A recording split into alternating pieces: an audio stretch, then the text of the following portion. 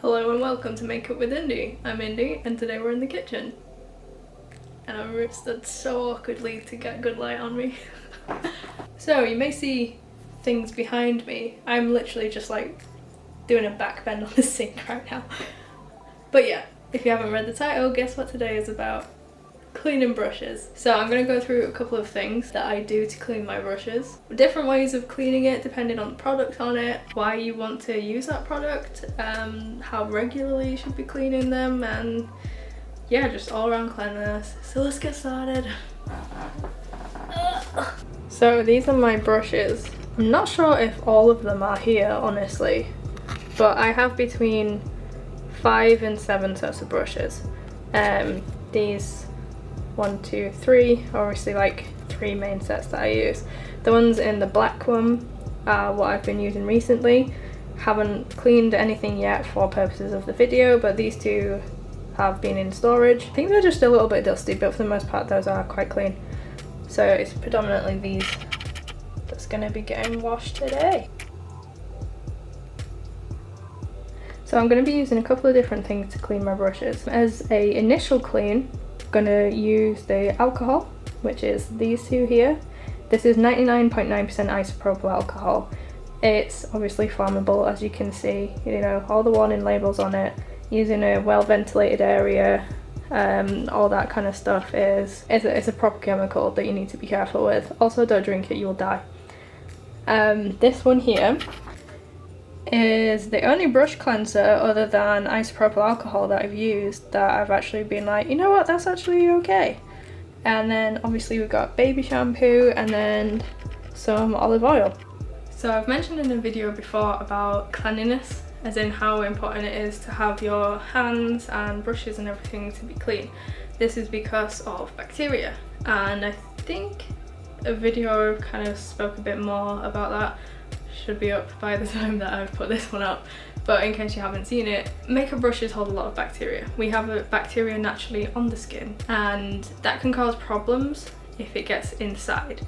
So if you're like sharing makeup brushes, say for instance someone had an eye infection, you can end up with something equally as nasty or worse. There was actually a case a couple of years ago where a woman borrowed her friend's concealer brush and she ended up paralysed because she had a staph infection and her friend didn't tell her that. So you want to be very careful with like sharing things, but also just working on yourself. You want to be cleaning your brushes like as soon as you've used them. So what do you use to clean them straight out? This blendable isopropyl alcohol. This is in a litre bottle. This is kind of the basis of like hand sanitizer. Also in makeup there are some alcohol activated products like paints, for example, especially like with SFX, so that's where this comes in as well, other than just like cleaning. This kills everything. It will also kill you, so don't drink it. It is used in like medically for like wound cleaning and stuff, but again it's like a small amount. It's not like you're fully ingesting it. Want to use it as ventilated area as possible, and also make sure it's not, you know, going too into the atmosphere like when you're spraying it, because obviously this has like got a squirty gun. The best part, especially when working professionally, especially when it's like client after client, it dries like instantly, gets the product out, kills the bacteria, and it's dry. You don't have wet brushes and you're not waiting like hours for it to dry. And that's the problem that I found with like other brush cleaners. I think since the pandemic there's more available that have like a higher alcohol content and you know, kind of like a hand sanitizer but for your brushes. I like this one. I think this is like super drug zone or something. In the ingredients list doesn't have isopropyl alcohol, it's a different kind. But it's also like a cleans and conditions all types of makeup brushes. I think on the packet when I bought it, it said something about being 70% alcohol content. So with it being a much higher alcohol content, again it dries out quite quickly. Not as quick as the other one, and it can be, I don't know how to describe it, but you can tell it's not like 99%, put it that way. It does dry quick, but not as quick as the other. But like in a pinch, or if I run out, I do recommend this. It's alright, but also people at home watching it, this is probably a better product for you to be using than the full-blown industrial stuff. So that's a quick clean. What about a deep clean?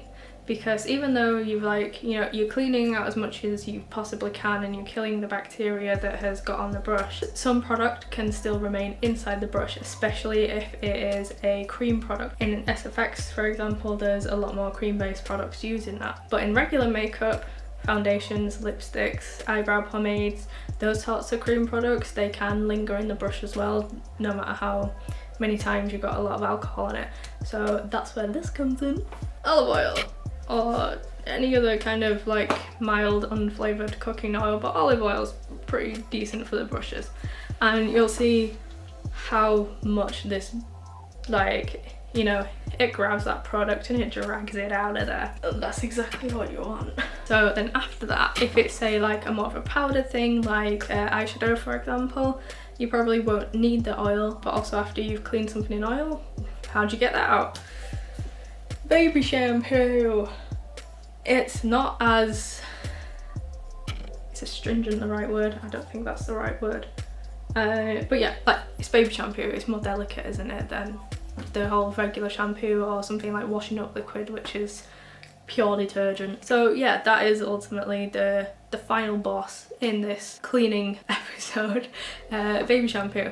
And yeah, you just want to fill the sink, put some in and use a little bit. So I've got this thing, it's actually a heat mat, as in for putting straighteners on. It was a quid from Primark, but it's got all these like bobbles and ruffles and stuff. I was getting something earlier from like drugstore and I saw like, you know, say like this big kind of makeup brush cleaner things, which are basically something like this, but like anything with like some sort of corrugated, rough, like raised surface, you know what I mean? Adjectives fucking suck. Something kind of similar to that in terms of texture. That can really help with getting the stuff out of the brushes. And also you don't need to like go, you want to do it quite gently because you want to keep the bristles intact. Here we have a brush.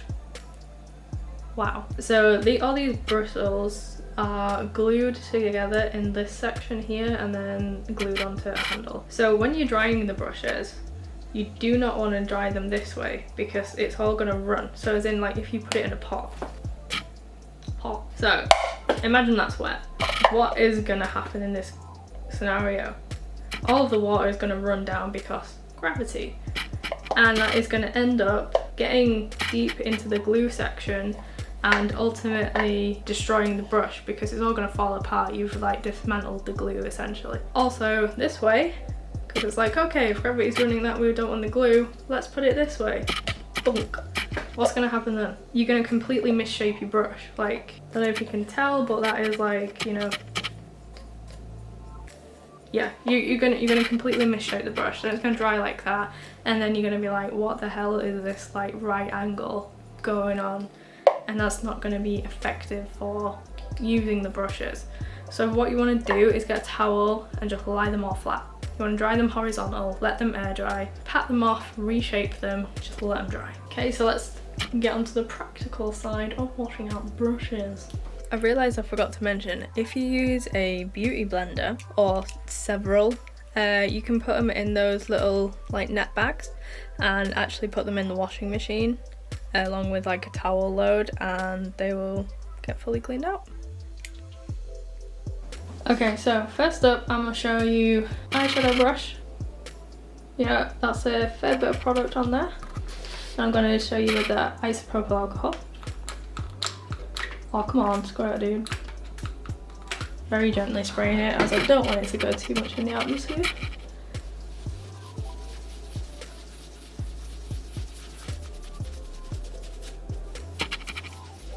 Very gently, just doing circles.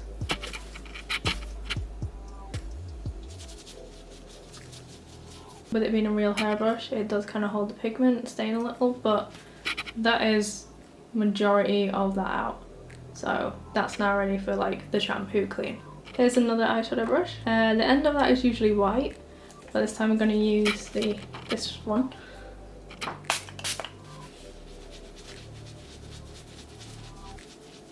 So the thing I find with this is, especially when using it on like toilet roll or something, it breaks down the tissue far easier than what just the plain alcohol does. Hopefully you can see that that's getting whiter on the ends. At least I can in real life. So yeah, this one wets the tissue way more than the isopropyl alcohol does, and like that's still wet right now, whereas the other one had like completely dried.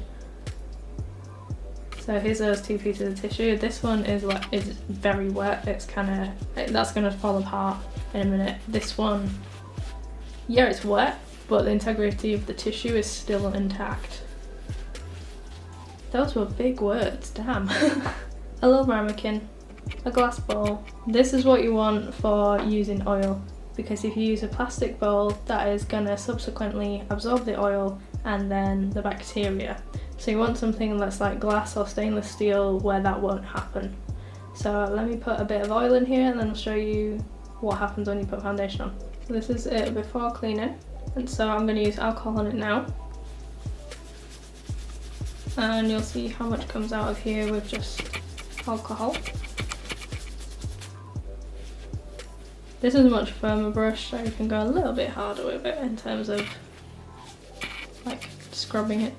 So that's it after using alcohol. It might not look too different in terms of colour because it is a very similar colour to the foundation anyway, but so I don't know if it's possible to see.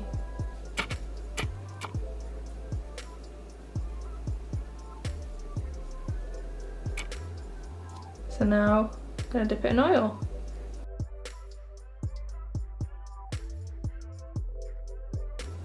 Oh wow, look at that. That's gross.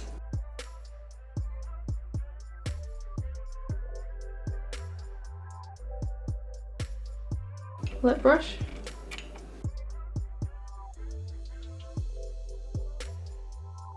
Lip brushes are quite hard to clean because they're so small, honestly. They're quite stacked bristles together, quite tight, so sometimes getting everything out can be a bit, but like you kind of have to stipple it a bit more. But because I've used oil, that's come out so much easier than using alcohol. Like yeah, the alcohol does get it out, but not to the extent of like what the oil does. And also it's okay to use the same bit of oil for a couple of brushes, like because we're going to be rinsing it further, so don't panic too much about it. So that's after cleaning out. Concealer brush, foundation brush, lipstick, eyebrow.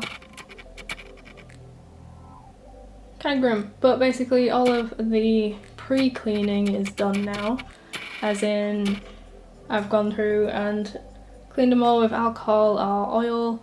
So now I'm gonna fill that boy and we're gonna get on to actually using the shampoo and cleaning them. So as you can see, I'm not overfilling the sink. I also forgot to mention that I have thoroughly bleached this area before doing anything. So any kind of disinfectant, bleach spray, pure bleach, like whatever, make sure the sink and surrounding area is very clean. So here we have our unicorn. I'm just gonna put some baby shampoo on here.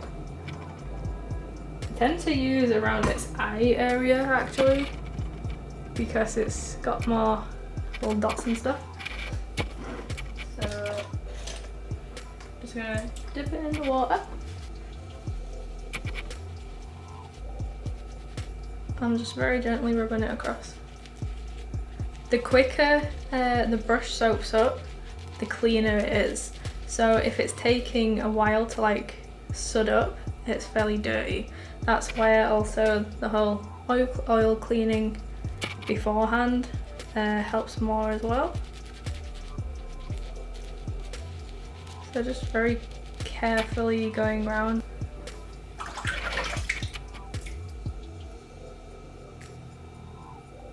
That's really stained the end of that brown eyeshadow that I've used. Like I said, this one does kind of stain easy. So just give it a rinse out, and then when I've washed a lot of brushes, I thoroughly rinse them out. You're gonna try wiggle it near the base to make sure you're getting as much out deep down in the brush as well. So that foundation brush that we got nice and oily, Let's see how much is still left in it. See, it's full of oil, so it's not getting soapy. Typically I put the thing in the sink, by the way. Showing it to cameras is just different, so put your brush cleaner in the sink and do it that way because it's so much easier. This is really flattering. When I say in the sink, I kind of mean like this. And then dunk it in after. Nice and clean.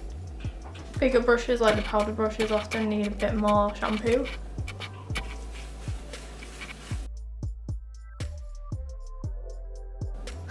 There's no bubbles.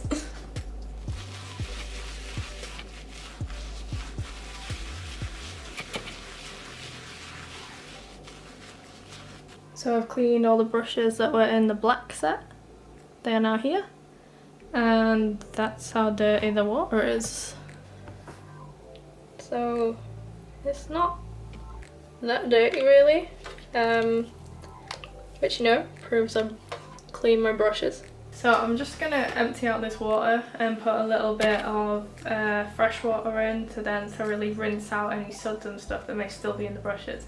Then I'm gonna lay them out to dry. Go like this to shape your brush. And also you can flick out any excess water. Shape it. And then put it on the towel to dry. So just to save me moving the camera, when I've got clean towel, brush, just kind of go like this a little, do a small circle, then shape it again, and then just leave it to dry flat.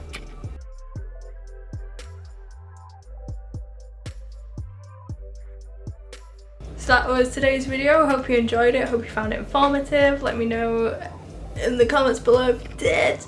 And yeah, just now gotta let these boys dry. They're all ready for bed. Bye!